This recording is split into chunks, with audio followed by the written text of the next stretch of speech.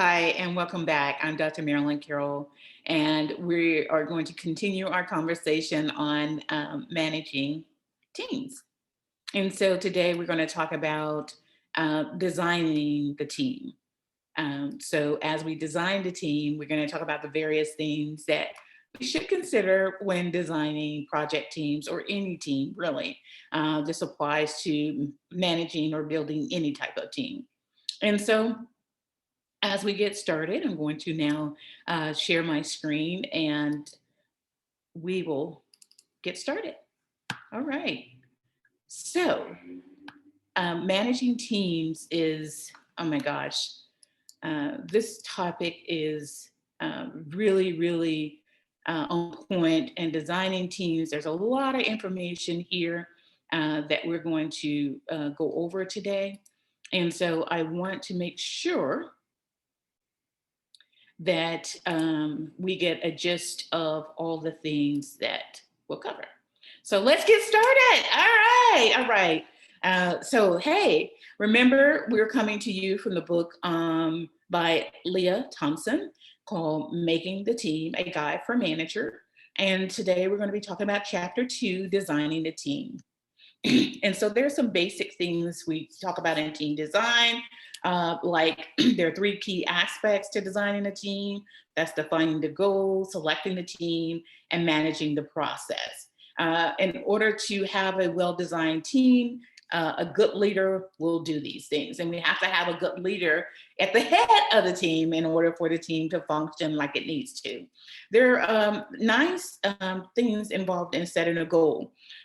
Goal setting for a team. Teams that plan or develop performance strategies usually perform better than the teams who do not. So if you just go haphazardly through something without a plan, more than likely it's not going to get anywhere. I don't care what kind of team you have.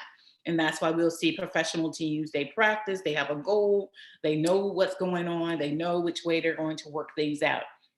There are 2 common errors, ends versus a means. There are 2 common errors when goal setting. That's launching into action without a thoughtful discussion or process. And then there's excessive focus on how a team should function. Too many details get involved here. Now, team goals should be clear and simple, and they should specify ends to a means, an ends, but not a means. And also we want to recognize that difficult goals yield considerably higher team performance compared to non-specific goals. Also, performance versus learning goals, where team members have either a high performance orientation, whereas others have a high learning orientation. So you got to figure out who you have on your team and which one they're thinking about. So high performance reflects the desire to gain favorable judgments for performance or avoid negative judgments or competencies. Whereas higher learning reflects the desire to understand something novel or to increase the competency levels of the individuals. Performance proved goal orientation drives people to outperform others because it's about performance. Motivates team performance more than the people positively identify with their team, and motivates individual performance more when people do not identify with the team. Now, planning or pursuing goals. On planning, there's 2 focus types. There's task work and teamwork. 2 focuses, remember, task as well as team. So a task-focused planning that focuses on work goals and task-specific performance requirements. The teamwork goal is a team-focused planning that focuses on interpersonal interaction and team capabilities. Well, yes, there's pre-planning and then there's actual online planning when we plan together. So pre-planning before actually performing the task, and online planning during performance of that task. Then we have defining the goal number. Item number 6 is timelines and time pressures, where the differences in how team members think about time can affect the team process and outcome differences such as time urgency, time perspective, pacing style, chronologically, how we're going to do things, or is it one way or is it 2 ways? What are we doing here? And then there's the perceived urgency of time pressures that can possibly affect the performance when teams are strong at managing time-related aspects of their work. Remember, guys, when a team is given a specific time frame to do a job, the members adjust behavior to fit that time available. Now, capacity problems versus capability problems. Yes. Do we have the capacity or do we have the capabilities? Capacity, do we have enough people? Capability, do we have the skill sets that's needed to really do this task? Attentional focus, it kind of works on the perceive, or it does work on it really predicts how time pressure affects team performance. And then the AFM model, the attention focus model, suggests that when the teams are under time pressure, they filter what they judge to be important information. So we want to be careful there. It's not what I would say here that people in a team probably need, when they're coming together, and especially the more urgency the project is for the team to handle, there should be some discussions about how they would handle risk.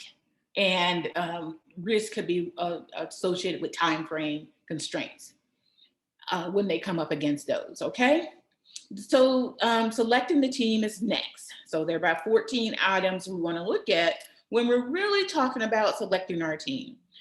Really, the freedom to select team members may be constrained in many ways from choosing who is best for their team. And there are two key errors that I have noticed also, as well as the author has noticed, that are often made when teams are selected. They may be too big, it could be overstaffing bias, or the team may be one-way homogeneous, meaning everybody's kind of the same, no differences in skill sets. And that's the problem. We need different skills, as we'll see later, to really build the best team. So we got to work with team size. Teams should never be over 10 members. We should stay low than 10 members on a team. Anything above 10 is too many people, guys. So keep your teams as small as possible, but with all the skill sets that's needed. Choose team members using the smallest numbers. Always. Again, skill sets, talents, traits, that matters. The other stuff, no, we don't need that. So we want to be careful with this team scaling fallacies.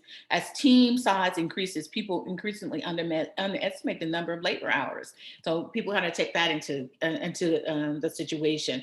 Remember, everything is based on talent hours. We are not machines. So the amount of time it takes to get something done, and we have to pay people. All of that's going into the equation for establishing whether our team was good or not. And we'll talk about more of that as we get through this particular course on managing teams. Teams that are overgrown have a number of disadvantages. There's less cohesion, declining satisfaction with the team members, reduced participation in team activities. What do I need to step in for? Let's let them take care of it. I'll step aside. Increased negative behavior, just like I just mentioned, that's negative behavior. And it's not going anywhere. So we're wasting time, capital, all of that. The advantage of having a small team or understaffed teams is team members work harder. There's a wider variety or task engagement. Members assume more responsibility for team performance, and there's higher team involvement. Now, you don't want too much understaffed because you don't want to work people out of their zone and where they're just like, oh my gosh, I'm just worn out. This is a little bit too much. You're going to remember the talents, skills, and abilities that you need. It's important to have the right technical and functional expertise, as well as the right task management skills and interpersonal skills on your team. The exhibit in 2.1 kind of demonstrates all the things: the initiating information, elaborating, energizing, opinion seeking, and coordinating, as well as orienting people, challenging people, recording, detailing. All of these things are things we need to look at when we're designing a team. The roles and responsibilities of the team. People assume different roles on a team. And this is very important. I'm going to spend a few minutes on this. The organizer, the doer, the challenger, the innovator, the team builder, the connector.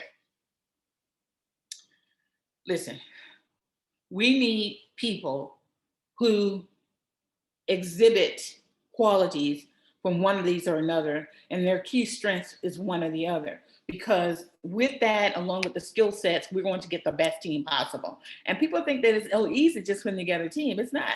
There's some conscious effort that needs to be made here. And I have seen some teams put together that were just awful because the person who put the team together didn't really think about the various nuances needed and associated with building that team the right way. And so here we see some things that the organizer may answer on a survey or an assessment that they like to do. I like to sort details out. That's one of the key things of an organizer. Or the doer may say, I can be counted on when tasks need to be done. The challenger may answer to something like, I voice a different opinion to keep things going and the thinking going. Whereas an innovator would probably say, I volunteer new ideas constantly and I test new ideas. I'm not afraid to test things. Whereas the team builder may say, I calm people down, I support the common interests, or I maintain good working relationships. That's a person that's going to have key strengths that show up in that particular way.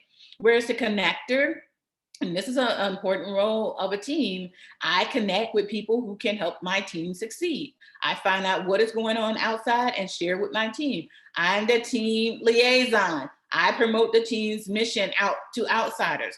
These are all very important things that we need on the teams. So backing up behavior. This is a discretionary provision of one team member's resources and the efforts to help another member of one's team obtain their work goals. The cost of backing up behavior is included, like the team member may be providing backup neglects their own task work. So backup behavior can be bad and costly to the team. Increased chances of teammates who receive this help, they may decrease their ability to do this task on subsequent projects. Now let's talk about diversity on teams. We have kind of talked about that earlier when we talked about there needs to be all different types of people on that team.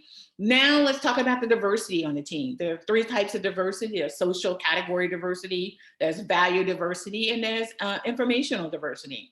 We need all three to kind of make the team work. There's diversity. Diversity is important in any situation. I know we're talking about a lot about diversity in other areas, race, sexual, female, male, things of that nature. But no, we're talking about category, social category, value diversity, informational diversity. What kind of people do we have working this team and what do they know? And then we have the extreme of each, the moderate of each of those, and the hybrid of each. So objective versus perceived diversity. Now, objective diversity is the actual compositional attributions of the group, meaning, well, I got diversity. Sally knows how to do X and Mark knows how to do Y. What does this team look like? What are the behaviors? What are the skill sets? What are the attributes of the team that make or break the team, could break? Natural perceived thoughts on the diversity. A person's subjective understanding of the differences in the group is perceived. I perceive, I think, I don't, this is the way I think this team is. No, give me some facts, and that's objective. You can only be objective with facts, okay? Diversity in team performance, if the teams engage in reflexivity and talking about how they work together as a team, the group can counteract many of the negative effects of the team diversity. And so how do I react to others? What am I doing? What am I about? How have I worked with other teams? What did I do? And having that group discussion is a very good task to go through, process to go through when the group is put together so that people have an opportunity to really discuss and hear the various views of the people on the team and how they were able to interact. And hopefully people can come to the table with and be very honest about what they've done in the past. And so building a diverse team is left to your own, it can't be left to their own instincts. Most leaders and teams opt for group homogeneity and not diversity. You can't have one way, homogeneity, one way. No, you have to be diverse. You have to think outside the box and pull in various people if you want your team to succeed. So the optimal degree of diversity may depend on interpersonal congruence, the degree to which we ourselves and others see us. The fewer the number of people from specific social category or a team, the more negative their personal experience is, and the likelihood for them to feel isolated. If it's one male on a team and the rest are females, that male is going to probably feel isolated. So you want to diversify your team, all right? Task versus outcome interdependence. So task interdependence is primarily associated with team performance of action-focused tasks, whereas outcome interdependence is primarily focused on with the team cohesion. Outcome, how did we do? How did we work together? The task, what are we doing? What do we have to do to get this done? Now, there are 3 types of task interdependence. There's pool, there's sequential, and there's reciprocal. And the pool, everything works interdependent together. We combine our work. Sequential is like the classical assembly line. I put the earplugs in, the next person puts the earplugs in the package, the next person wraps the package, so on and so forth. Reciprocal is every member is dependent on the other. One member may be the accountant on the team and work on the financials of the team, where another person works on the procedures for the team. Another may work on the format of the team. And as we go on, we see that project teams whose members share in egalitarian values, and those are values that desire to create a shared sense of membership, they develop more of a highly interdependent task approaches and patterns of interaction. Whereas project teams whose members hold meritocratic values, or individuals who are motivated to demonstrate their unique capabilities to other group members, develop task approaches that are low in interdependence. So transition and action processes. Teams do not work in a steady state. These are process shifts or points in time when the teams complete a focal process and change to another process. That could be like,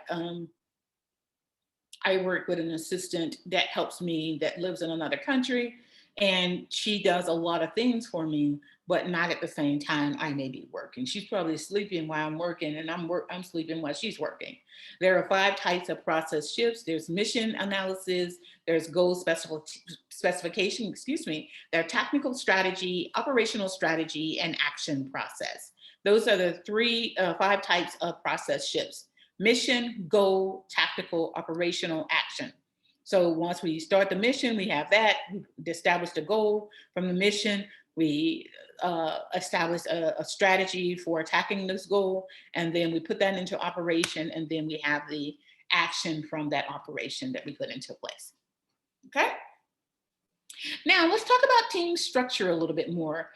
Team structure refers to how the group processes are articulated by the team leaders and the extent to which they are adhered to by the team members. Meaning, group with low team structure do not have set roles or routines. They are often are allowed to allocate work or organize themselves. That works sometimes it doesn't work. I prefer to work on teams with low team structure. I don't need a lot of hand holding when I do things. Groups with high team structure ask for assumed specialized roles and distinct jobs, told how to engage in the task process. I'm not a person that likes to be told, so I wouldn't work well in a high team structure that's telling me what to do. Switching roles is usually not permitted. And so I got to know what I'm talking about or how I work together with teams. There are team norms. Yes, we all have norms. And those norms are shared expectations that guide the behavior in the groups. Attributes of those team norms are often more informally communicated, meaning we don't know. It's just, I saw Susie over there and she took a break at 9:15. Well, Susan's break at 9:15 can cause a problem. So I assume that since she always takes a break at 9:15, 9:15 is the time we take a break. And she was gone for 15 minutes, so I'm going to do 15 minutes too. No, that may not be the norm. Or it could be not only Susie do it, we saw Sally, we saw Peter, we saw Paul do it. We saw all of these people take breaks at for 15 minutes, and so I'm assuming that that's the way we go to work. No, that may not necessarily be the case. So when norms are left to naturally develop, the team members who are most disruptive and least conscious may set unfavorable norms. And believe me, the disruptors will set the norm because they're disruptive people. They believe in, we're gonna change this. So one of the best ways to counteract undesirable norms is the early introduction of productive norms and structures. And then the first response of a teen norm violation is usually to attempt to correct the misbehavior gently by moving on to the more drastic measures. All right. So once team norms are established, norms are not easily changed because people buy into it and they say that's the way it's supposed to be. Now we live in a world of change, and this can become a challenge, especially now if team norms was since we're in the midst of COVID-19 and the Delta variant and everything that's happening. If I'm accustomed to being at the office and standing around the water cooler for 15 minutes. Now I can't do that. I got to stand at my house for 15 minutes, or I got to do something else when I'm usually talking to two other teammates around the water cooler at this time. I miss that. And so that may be a problem for some people. Team coaching, there are three distinct features involved in coaching. There's the function of coaching, there's the conditions, and the specific times.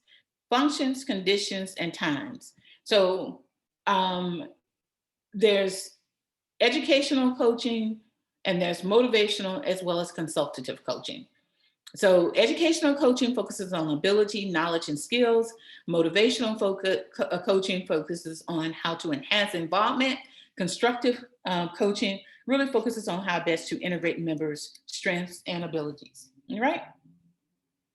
So we want to make sure we understand coaching and the process and why we coach. For coaching to be effective, 4 conditions must be met.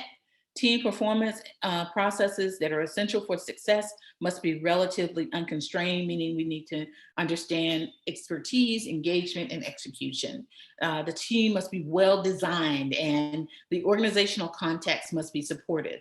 Coaching behaviors should focus on salient task-focused processes, and coaching interventions should be introduced when the team is ready and able to incorporate it. So as we bring this chapter to a close on teams that have clear and evaluating goals are best positioned to succeed.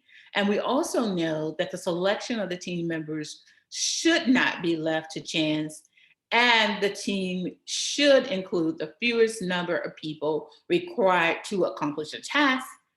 We also learned that an effective leader can coach the team with regard to information, motivation, and coordination. And that is it for our topic today on designing the team. So with that said, I am Dr. MARILYN CARROLL. Thank you for joining me. I look forward to seeing you in Coffee and Community as we talk about this topic on designing teams. Take care.